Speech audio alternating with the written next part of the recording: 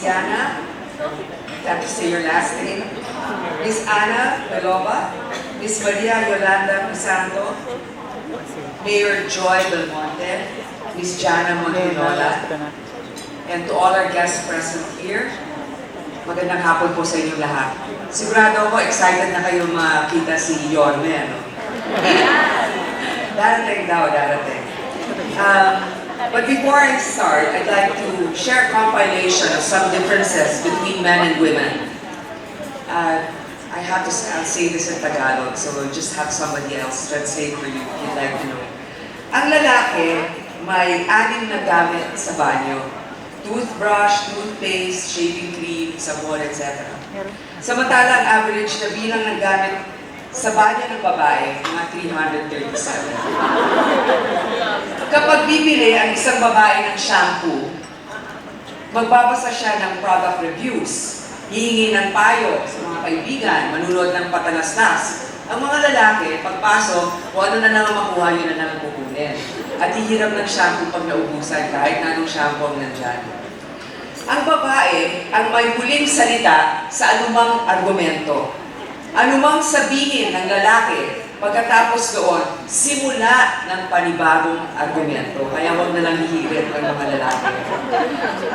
Ang babae, pinakasalan ang lalaki sa pag-asang magbabago siya. Ang babae,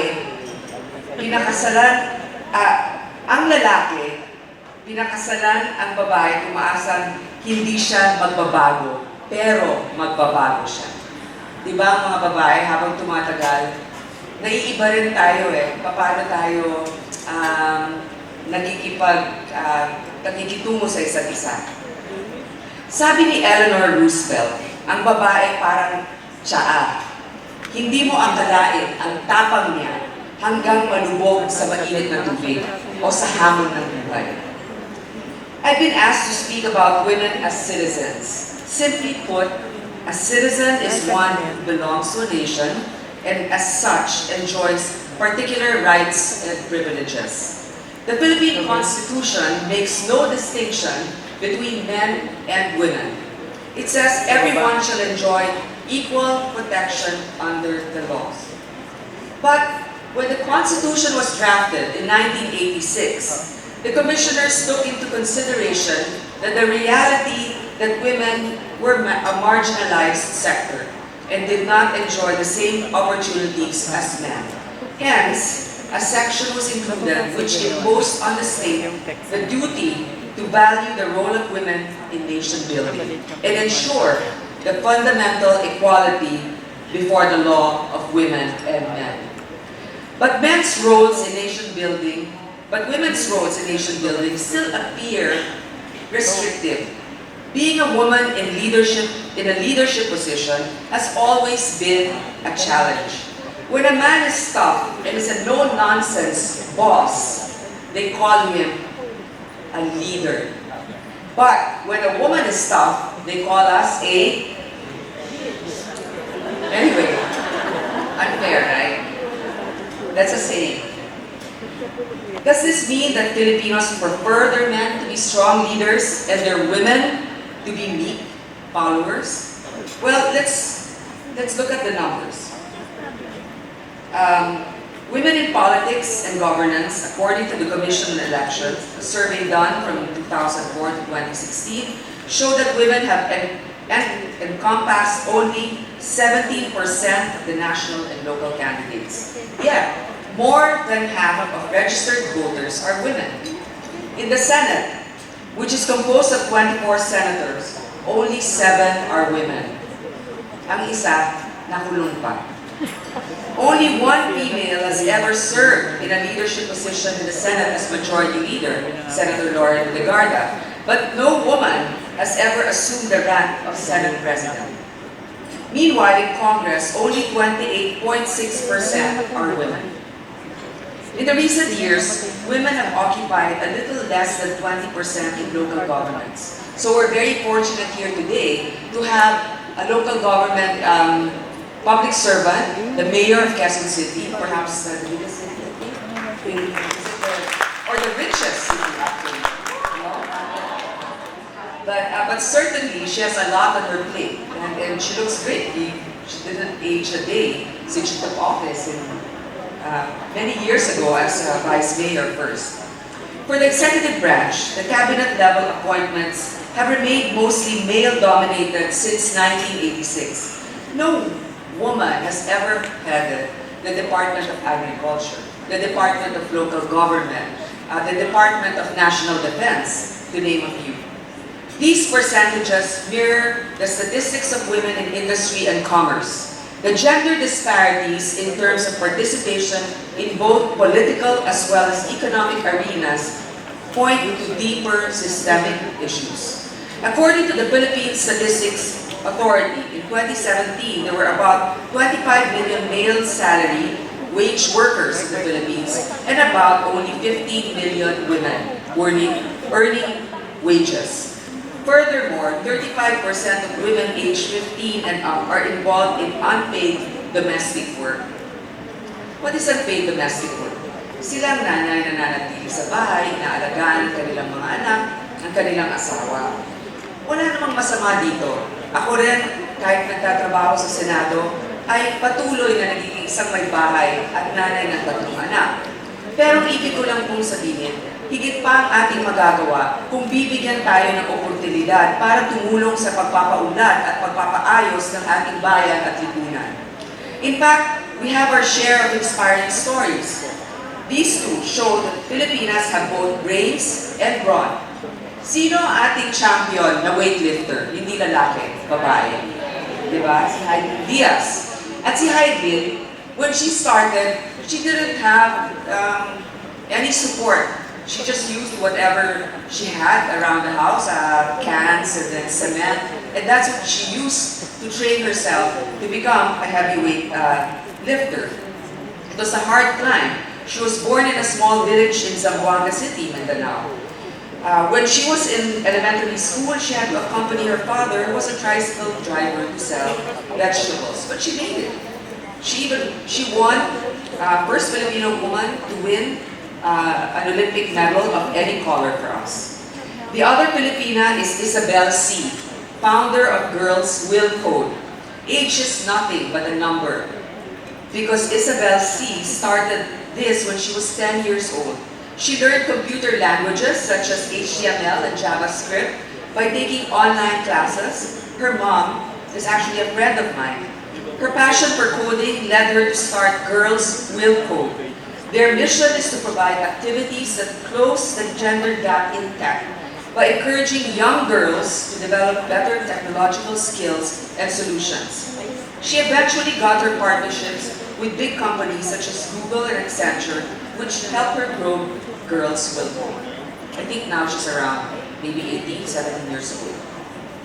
Now, what was I doing when I was 10? What was my favorite subject?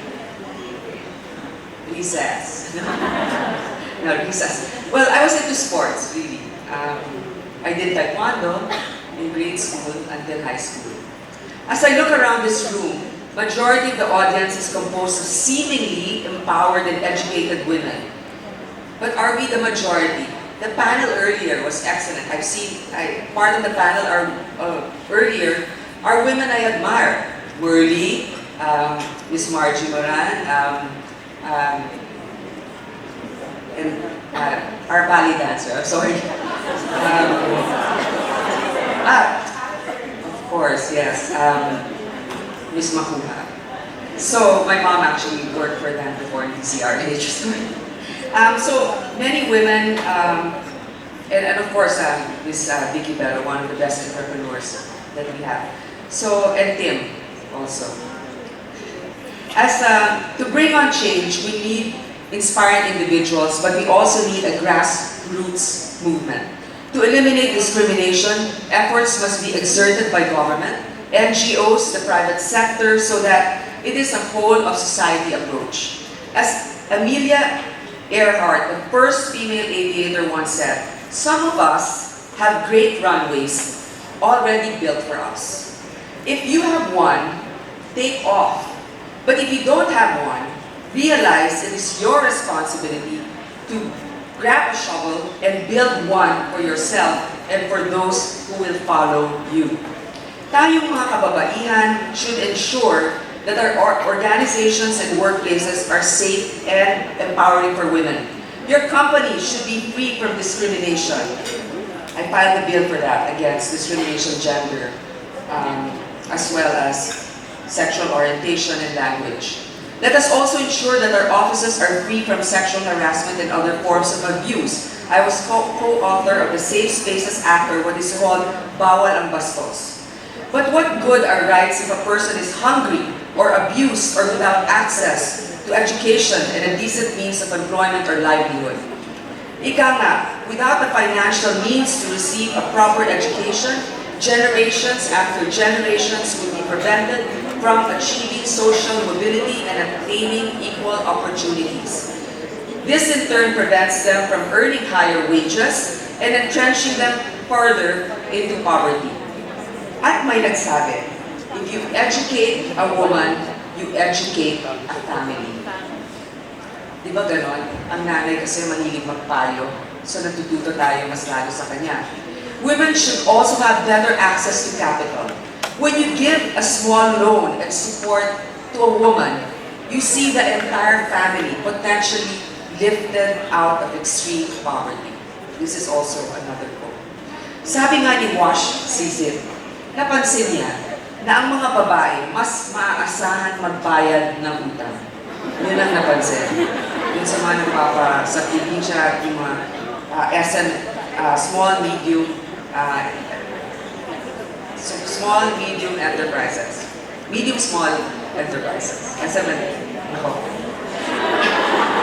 Education, bubulan na ako. Education, access to capital, employment, equal opportunities in the workplace are crucial in empowering women. Behind every successful man is a woman. Narinig na niya. But behind every successful woman is a tribe of other successful women. You know this firsthand when you have your friends cheering you on. Those of you with vibrant groups, and then you post whatever you do, your friends are like, kaya mo yan. So we need to do that for each other. Let us help each other. At nandito na ang inspirasyon ng mga kababaihan, walang iba. Sa inyong lahat, magtulungan po tayo. Maraming salamat. By our panelists, thank you. I learned so much in the brief minutes that Senator Grace gave her presentation. But I'd like to move on to Mayor Joy right now. We heard everything Senator Grace said, and I'm sure with her examples, you see that with your constituents. So how do we do that? How do we empower the women in the homes who take care of their kids, but also can contribute greatly, not just sa family, but to the whole community? I agree with everything Senator Grace said. I think she already said everything that we have to do in government. But the most important is, of course, ensuring that our girls are educated. Because the best way to eliminate poverty is to educate the girls. Because if girls drop out of school, and for example, right now, one of the biggest problems we have is teenage pregnancy, where about 10% to 11% of our girls get pregnant. And therefore, even if the Magna Carta for women say that it is forbidden to kick out a girl from school when she's pregnant, still she's stigmatized, and therefore voluntarily or is pressured by higher authorities in school to leave school. Chances are, if she has a child and she's not encouraged to go back to school, she will continue to have children, and because she's uneducated, the cycle of poverty will be perpetuated. So I am one of those who believes that we have to empower women by making sure they finish their education. We have to empower them by making sure that they have adequate health care as well, and that they have every opportunity to start an enterprise, whether this is part-time or if necessary full-time. We have to set up the necessary mechanisms wherein they can leave their children to be to a childminder, let's say, in the community, so that she can go to work. No? Because economic empowerment is also very, very important towards making sure, as Senator Grace said, that all the opportunities towards nation building are given to half the population of this country. Definitely. On the topic of education, I think everyone in this room agrees that cliche, it's the key to success. It's the key to living better lives, education. In the case of Quezon City and Manila, ano po ba ang porsyento or ano po ang budget ng education sa inyong mga lungsod? Am I allowed to ask the... no, di ba? We'd like to know. Yes. Anyway, thank you. Well, you will see that I think it will be published in a few days, or published already, because one of the requirements is to publish the proposed annual budget of every LGU after the local chief executive signed into law. But you'll see there the biggest pie of the social amelioration program directed to education at all across the board, because you can only normally you just put up a building, lagyan mo ng teacher, lagyan mo ng joke, eskwelahan na siya. But we don't go that minimum requirements. We went further to the point, like what Senator Grace po did in the Senate, yung pagkain sa mga bata. You know? It's a concept also that we wanted to adopt, done by the Senate, especially Senator Grace po, yung concept ng Vivan. So yung early childhood, talagang pakakainin namin yun sa Enero, come January. Now, doon sa mid-level students, nakakuha na sila ng libreng secondary education, but I don't want to give them reason not to go to school because wala silang chicha. Pagkain, sorry. Yes, it's existing, while it is true that we are having a good GDP or a very good inflation rate, but the other side of society, we are now talking of the other side of society, there are still kids who hindi papasok dahil alam pamasahe, kasi minsan malayo talaga yung lalakarin niya. Pamasahe is such a way that, alam mo, minsan may mga bata ngayon, tamad na maglakad ng 2 kilometro gusto mag-sidecar o gusto mag-tricycle. But be that as it may, we came up with a new law sa Manila, passed a month ago to be implemented on January, wherein all grade 12 students will receive financial assistance. So that there will be no reason. I don't want them to find reason. I know at some aspect of our lives, medyo nang hinahanap natin yung wala. But we'll try to change the mindset of these students by attending to those types of problems. Now, with regard to tertiary education, yes, fortunately, Manila has 2 universities. This is Pamantasan Luzon ng Manila and City College of Manila, Universidad de Manila. All students will receive also financial assistance. Then we came up with another approach for 2020. Improving the facilities, even to the point of laboratories. Para hindi na lang namin dinodrawing sa graphic paper kapag piniintindi sa amin ng teacher namin. So there will be a physical interaction with regard to this needed facilities. Then PLN, when we had a board meeting about 2 weeks ago, and I asked them, I want PLN to be a research school because we've been producing top-notch students. Top-notcher kami sa architecture, sa engineering, medicine, may taga-uni ba dito? Sabi, yeah. Kasi yun ang aming North Star, UP as a pre-college education.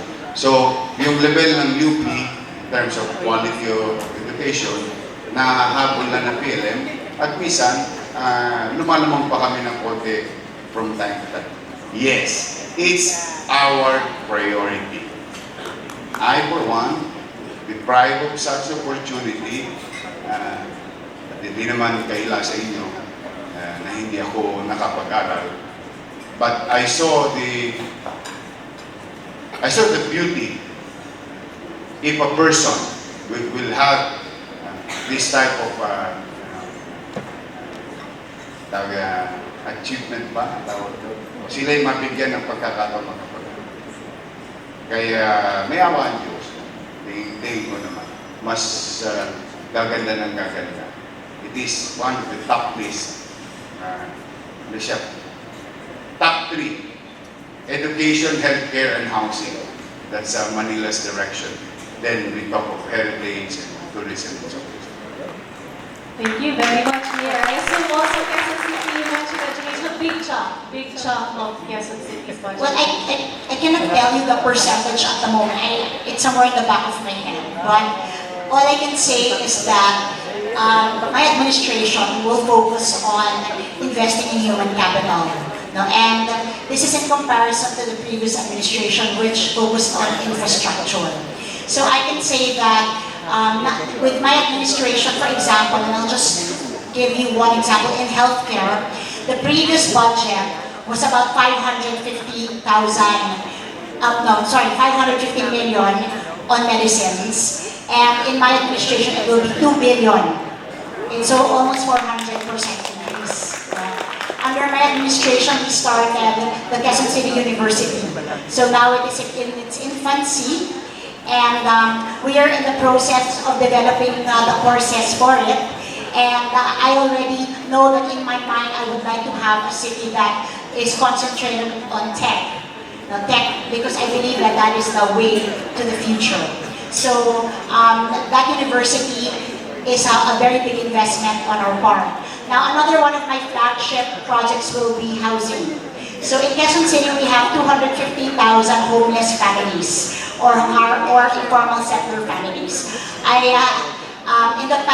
In this year, well, I was not blessed with a budget because I inherited the previous administration's budget, which was not much. In the coming year, I can say that my budget is now 27 billion, which is 30% more than last year's budget. And I can say that the reason why we were able to generate this amount is because of good governance. So I want to stress that, like Mayor Isko, we believe in healthcare, in education, in housing, and in providing opportunities for economic growth and to develop the potentials of our women towards economic and political empowerment. But we can only achieve this if we manage our governments well, and that means good government. And what is good government? This governance ensures that all of the taxpayers' money goes back to the people, not goes towards lining the pockets of any one individual. And Amen. And I think that with good governance, we were able now to do very well in the ease of doing business. So I'd like to brag, because you're businessmen, I'm sure. Quezon City is the base, the benchmark for the ease of doing business of the Department of Trade and Industry. And last year, when I came into office, there were about 195 or so countries in the global ranking. And Quezon City was 124. And so Secretary Mon Lopez came to Quezon City and said, Mayor Joy, can you do something about improving? Because the benchmark is quite low, but you are the benchmark. So we concentrated on improving the processes and procedures of doing business, of getting your building permits, of making sure that services are decentralized so that people are no longer inconvenienced to transact with the city. And so on and so forth. And after 4.5 months in public office, our ranking is now 95. So we went up by 29%.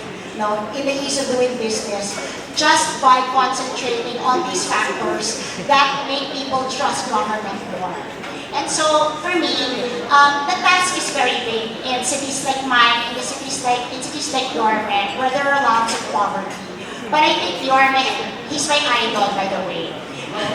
I always look at what Ang he's idol doing. ko ito. And then, Ano to? so close Galing kami, to. kasi magkapit bahay kami. Plus na magkasama kami sa Vice Mayor. Pag gusto kong, kung hindi ko alam magsususpend ako ng class, tatanungin ko kay Yorme, magsususpend ka ba ng class? Tapos pag sabi niya, magsuspend tayo, sabay kami magsususpend. Ayan. So, kailangan kami mag-post. So, ito na kami, ay tapos na yung oras ko. Pero, yeah, so I just wanted to focus on that. And that goes hand in hand. Providing social services to our people, especially our girls, cannot be done without making sure that you win the trust and confidence of the taxpayers by making sure that you manage, you convince them that you're managing their funds or their money properly. Anyone here constituent of Quezon City or Manila City? Okay, yeah. There you go. I know it sounds very political, party economic forum, but really it goes back to what Senator Grace said earlier. Important hand in hand na yung education, health, housing, paano ka mapasok kung may sakit, kung pinaproblema mo yung bahay mo. So, and if all of that is in place, the women can be empowered to do what they have to do. Now, at this point, I'd like to go to Diana because you work with, of course, Hands-on Manila.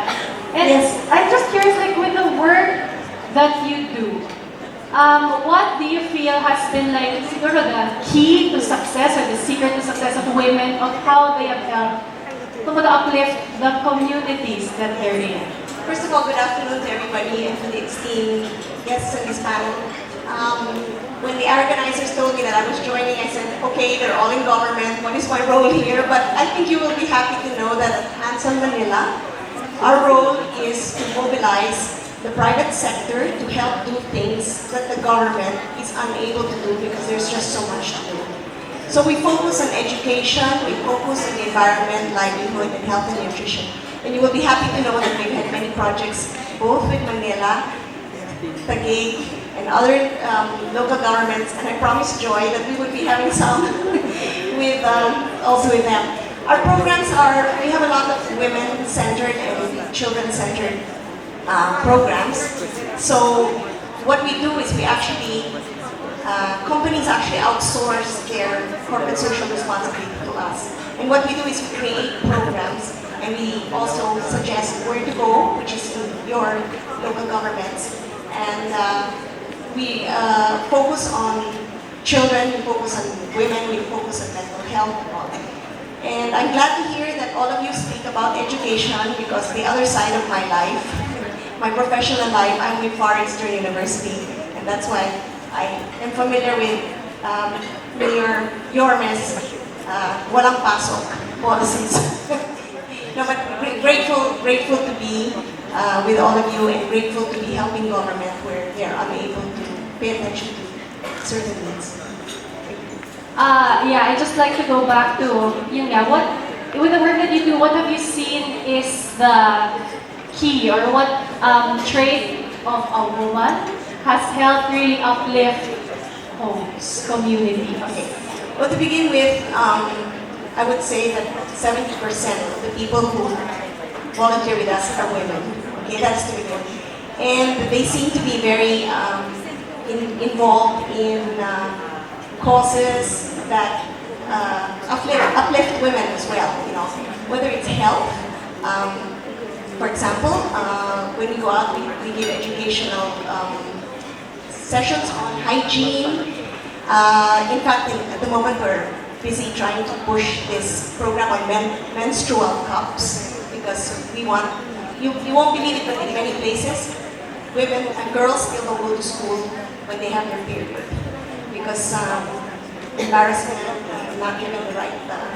I'm really sorry if somebody in this room is in a company that produces sanitary napkins and tampons, but we think that menstrual cups are a way to also reducing all the problems in the environment. The other things is we teach nutrition to mothers in feeding programs so that they can bring up their children. And in schools, we help develop and build classrooms which also have safe spaces for children, for girls. We teach mothers livelihood projects like citronella candles, soap, etc., which they can use themselves or they can sell to make money. So there's a lot of programs that we're involved in and investing in. And the goal is really volunteerism for nation building. Thank you for the work that you do, hand in hand, of course, with our local governments. We had a panel earlier, if you just stepped in, we had 2 panels earlier about women as professionals in the workplace and as creators. And basically, our learning from that is, our panelists said, equal talaga eh, hindi dahil lalaki ka or babae, it's because of your capability. But the reality is, at the grassroots level, like Senator Grace said, there are challenges. There are challenges that women face every day. And I'd like Mayor Joy to talk about you have a gender fair ordinance in Quezon City, and even Senator Grace, your law on making workplaces safer by prohibiting any form of harassment. Can you share more about that? Okay, so Quezon City has an ordinance called the Gender Fair Ordinance, or more popularly known to everyone as the SOGI Equality Bill. But in Quezon City, we passed this 5 years ago. That just goes to show how progressive our city is. No, so we have no qualms, no quarrels with anyone. Everyone is quite happy to give equal rights to our LGBTQI plus brothers and sisters. No? And here, we have affirmative action. So we're trying to incorporate it into the curriculum of our schools, that there are many genders, not just the traditional male and female. We are trying to incorporate education of all kinds pertaining to this particular sector. They have a voice in the city government. They are very active in policy making. We have a Pride Council in the Quezon City government. We're the only one in LGU that has a council comprised of LGBTQ plus IIs, UI plus. And they make policies and programs pertaining to their sectors. So that's one. And then the second is, Senator Grace mentioned the Safe Spaces Bill. We are also the first city to pass the Safe Spaces Ordinance, no? Which is popularly known as Bawal Mambastos sa QC or Magastos Mambastos sa QC. Wherein if you catcall or you sexually harass women in a public space, that is against the law. And the problem we had was, is this implementable?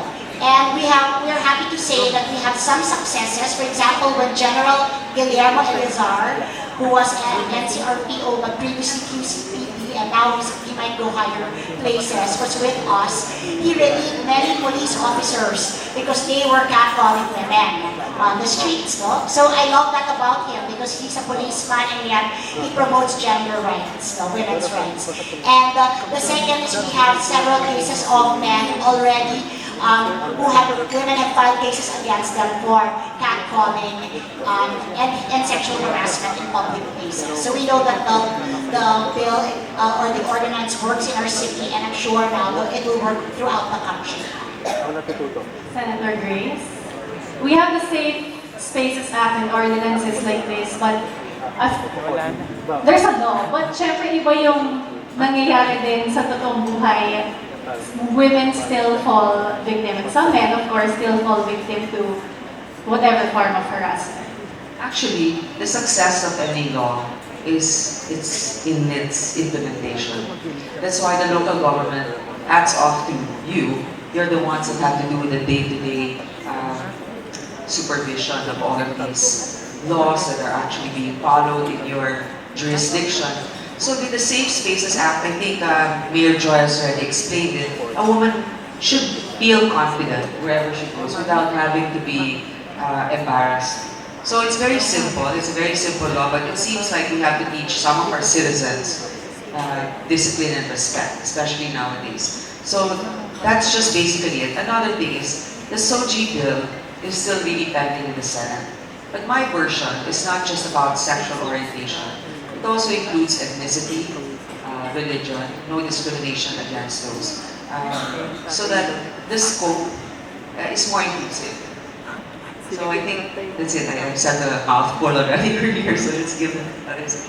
Yeah, I guess iba ang point of view din ng woman sa man putting aside being lawmakers and running your own NGO, how do you feel every woman in this room and every woman who will hear this message, how can they do their part in fighting this culture of sexism or discrimination against women or harassment against women? As a woman, ilalas ko siya, Yorme, as a, of his take on it. But, yeah.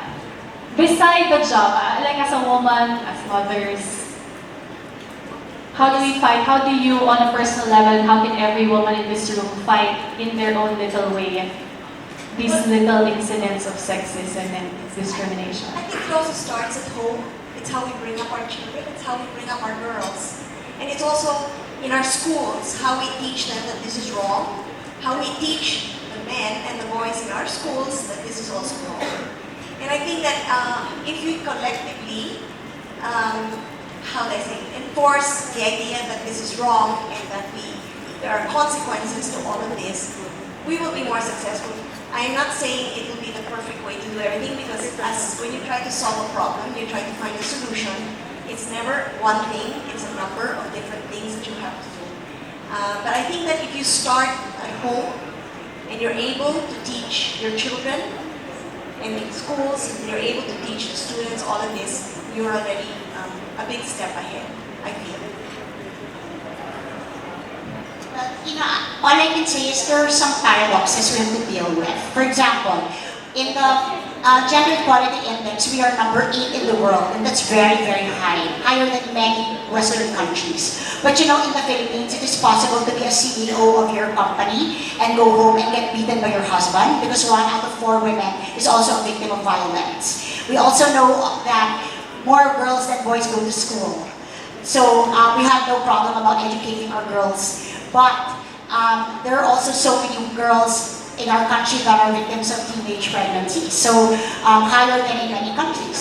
So that's a paradox we have to deal with. So I think consistency in the way we teach equality is very important. And when you teach equality, it is across the board. Not just in 1 or 2 aspects, but across the board. They have to feel like they're equal. Well, as I mentioned earlier, I think we can help each other as women. We're the first ones who should rally each other. Aside from the education, how we should teach our children, I think sometimes, and I think we're all guilty of this, we're even more judgmental of women. We're the worst critics of women. So I think that we need to understand also that we all come from different backgrounds, and a little bit of encouragement will go a long way. And I'd like to thank also both mayors here. As I've said, no law will really be successful without its proper implementation. People were shocked to see progress in Manila. And our mayor was humble enough to say, pinatupad ko lang ang batas. It's there all along. It's just a matter of actually the implementation. And Quezon City now, they've made leaps and bounds, as the mayor's mentioned, when it comes to processing business permits, etc. And all of that can help towards empowering not just women, but our citizens. So anyway, thank you for this opportunity again. Bianca is one woman that I really admire, because you've taken your stand in so many different issues also. And it has gotten me into trouble many times also, Senator. Pero okay lang, we have to keep You've been going bashed, on. you've been bashed. Of course. I think everyone in this room in some different levels of magnitude lang ang bashing. Yes. So, I mean, our admiration. Thank you. Mutual Admiration Society. Mayor, sorry, nung humihikaw mo pa ng mainit na kape, but your take on how women in this room, yun nga, can fight everyday harassment that they face, sexism, discrimination. Paano namin magagawa? Gabyado ako rito, kaliwat kanan ko. Gabyado na ako sa bahay, gabyado pa ako rito. Anyway, my perspective on it. Una-una, dapat kami mag-abot. Ang dami na palang batas ng Quezon City. Pwede nga kopyahin ng siyudad ng Manila. But let me just share to you an experience or what happened during my watch, at least, so that we'll have kung ano yung talagang layunin ko. Because I don't like chauvinism. My wife will attest to it. Sabi nga ni Abraham Lincoln, I believe to that statement, all men are created equal. So, walang bakla, walang tomboy, walang babae, walang lalaki sa akin. Ang lalaki pwede magmaong, ang babae pwede magmaong. From the beginning, when I entered into government service, yun yan, inadapt ko na yun as a matter of principle. Now, and let me prove to you, with those statements, you know, nung ako po ay na pinalad na maging vice mayor, I tried to convince the entire 38 members of the city council to vote for a woman majority floor leader. And they did. So historically, medyo macho. Alam niyo, Maynila, medyo magaspang. Kami, medyo medyo macho man, basta parang ganun ang dating. But I really try to make women feel that they are part of the legislative process by a woman leading the city council. And they did. That is Vice Mayor Ani Lacuna. Then, nung ako'y pinalad na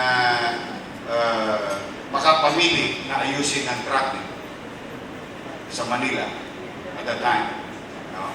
Ang kinuha kong chief from PNP, uniform personnel, si Colonel Sagaysay, babae din. Siya talaga, doon ko nakita mas masarap kasama ang babae. Ay di malagyan eh. Mas matapang pa sa lalaki. You know, there was I cannot give you details, but you know, there are instances when I saw it that mukhang nakachamba ko dito. So today as we speak, General Balba, now the incumbent district director, asked me, "Sir, okay lang ba sa iyo? First time gagawin natin. Dalawang precinct commander, babae.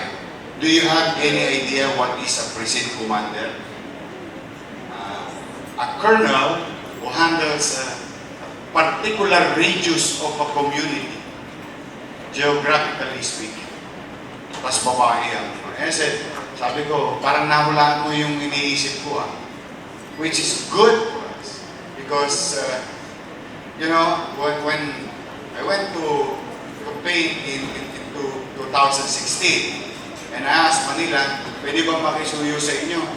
Sabi ko, total allows na ako, pwede ba ang iboto ninyo na Vice Mayor? Gawin natin mga saysayan ng Maynila, na kauna-una Vice Mayor sa Maynila na maboboto, babae.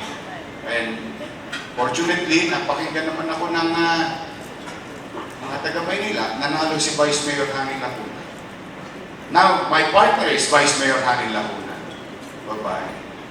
So, my point is, I for one, yung aking mga predecessors, sila din mahilig sa babae. Iba nga lang. Ako mahilig ako sa babae as co-worker, and the way I look at it, sometimes, sometimes lamang kami, mga lalaki. Sometimes lamang din ang mga babae sa amin. Kaya nagdudulot ng magandang synchrony or harmony. When the people started seeing that women can do it also, especially in our challenging community in the city of Manila. So, paswerte lang kami, Bianca, I think dumating na ang panahon ng mga taga-lungsod ng Maynila na maunawaan nila ang kahalagahan ng pagkakapantay-pantay. So, yan ay mananatili hanggat pinapalad akong pamunuan ang lungsod ng Maynila at Kapitolyo ng Bansa. There is so much laws, national laws. We may not have to adopt other laws, but hanggat nandiyan ako, ito lang naman, pumunta na kayo, bumalik kayo sa Maynila. Hanggat nandiyan ako, walang lalaking mga abuso ng babae. Walang babae mga abuso ng lalaki. Both ways. The source for it. Pantay-pantay pa, because I made that commitment with all honesty. And we wanted to show you that how committed we are by our actions and the results of our actions. Yung mas tangible, mas nakikita at nararamdaman.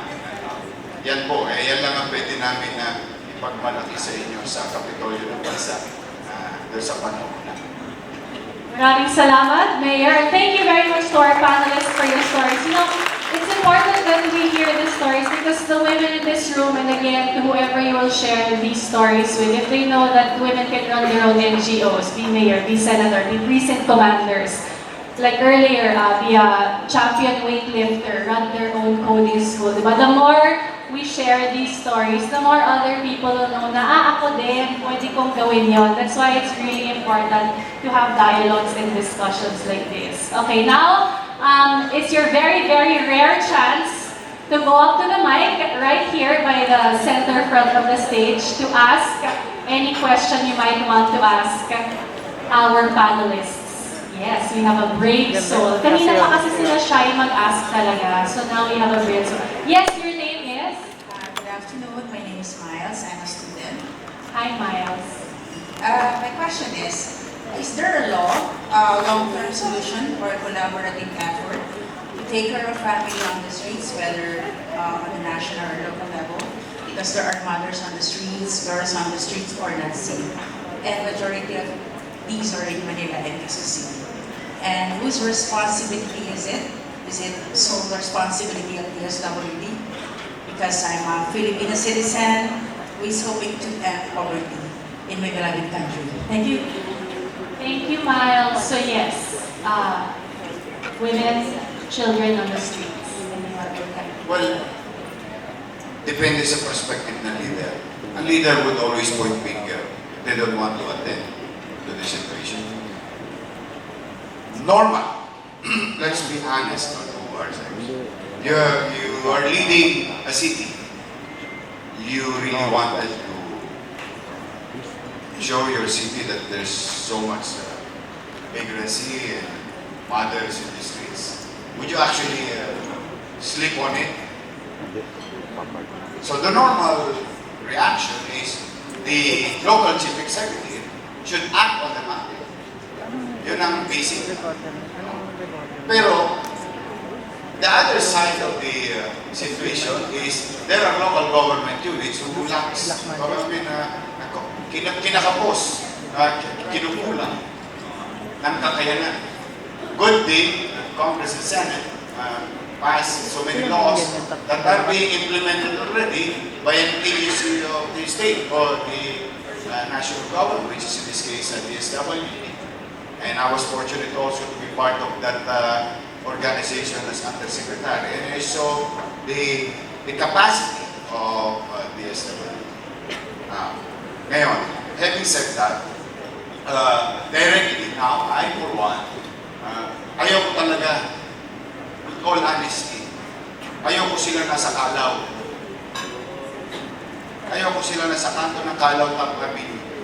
Ayaw ko sila nasa kanto ng post office, sa likod ng NPC, sa baba ng Bird Building. Ayaw ko talaga. They're everywhere. But, meron kaming posibilidad.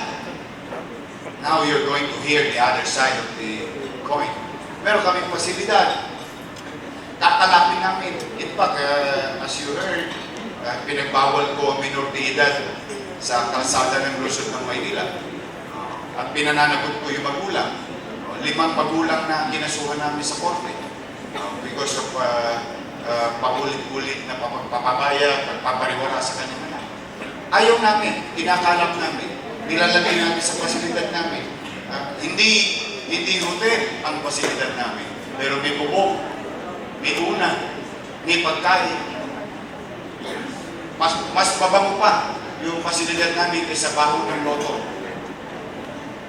But, the end of the day, tingnan po ninyo, kayo po ang humusga. You will see the same faces. Yung pag kinalap namin, lalabas. Paglabas, babalik. Kakalapin namin, paliliguan, may damit na bago, maraming salamat sa donation nyo. Nakakain ng Carne Norte, nakatikin ng magandang meal. Then, a day or two, babalik. Bakit? Ano ba talaga ang hinahabol nila? Let's answer that. Pera lang. Kasi mas gugustuhin nila, don't get me wrong ha, nagre-real talk lang tayo para meron tayong visual o sakit ng lipunan. Ano ba ang habol nila? Meron na kami pasilidad, sapat na pati anak nila. Ultimo boys town namin may eskwelahan. De Valeriano Cogoso School. Mismo sa loob ng pasilidad. Hindi, alam niyo gagawin talaga. Ewan ko ano pumasok sa kaisipan nila na mas gugustuhin nila bumalik sa kalye. Doon sa paanan ni Fernando Po Jr. na estatwa sa Rojas Boulevard. Opo, nandun. We don't deny this because I can ask him a solution. Kasi nga, ang tanong ko nga sa inyo, dalawang bagay lang yan.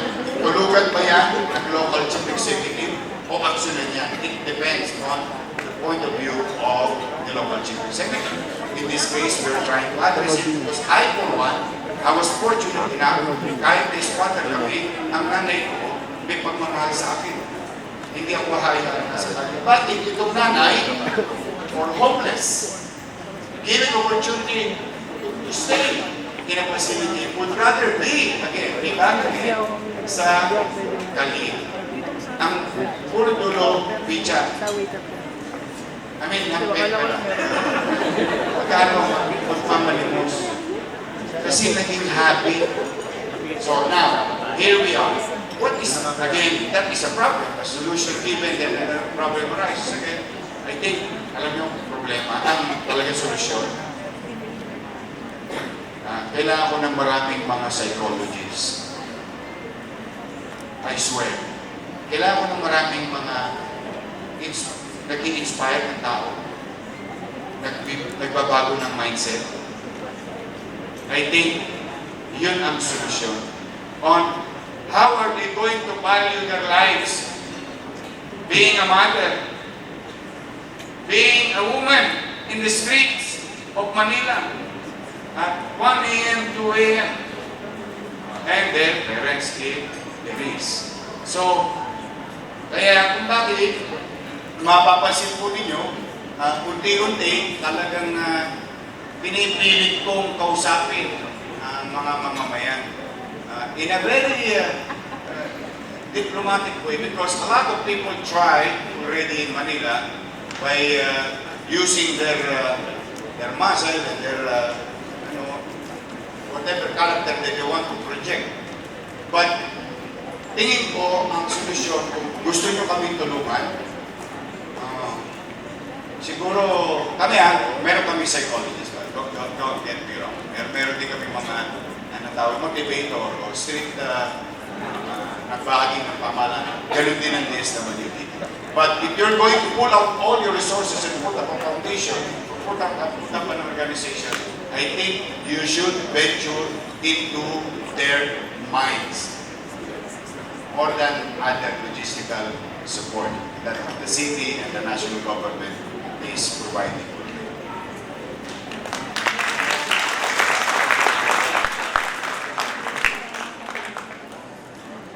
So I think the question was about, do we have a problem, solution to women and children on the streets? So in terms of, and I'll just answer that there's two problems kasi yung mga nasa sarili mong lungsod tsaka yung mga nakatira sa ibang mga lungsod. No?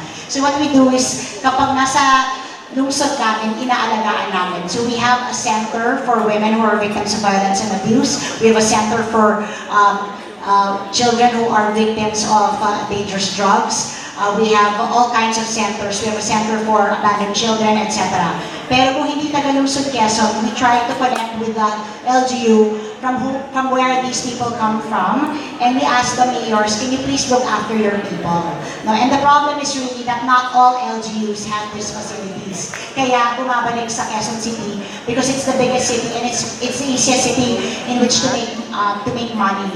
Now, in this coming Christmas, we are expecting an influx of indigenous peoples because kada Pasko dumadating ng mga Aita, yung mga nanggagaling sa iba't ibang bahagi ng Pilipinas, at dumadami sila at dito sila sa Metro Manila tumitira, kumikita.